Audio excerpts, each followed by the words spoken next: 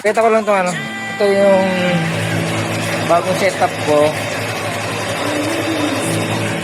Yung high torque, kumbaga. Basta yung kinakabit natin na standard, kumbaga. Kasi ngayon ko lang din na ngayon natin napasal. Hindi ko pa na-update yung settings niya. Kasi niya, no?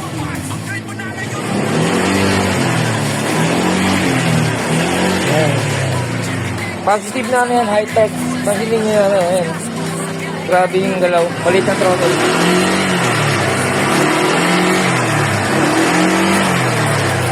Kasi kaya pansinin nyo, dumadamba yung ano eh. Yung mga Aerox na kargado. Saka naka-remap. Lalong dumadamba. Ayun yung advantage naman natin ng power jet. High torque. Kaya abangan nyo yung dyno natin sa isang kargadong ano.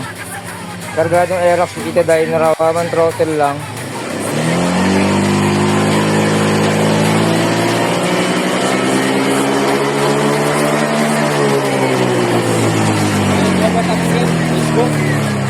Facebook. 133 sa ano. Ano kasi ito, naka JBT to. 130. Di pa sagad yun. Hindi ko pa sinagad yun. 133 na yung inabot.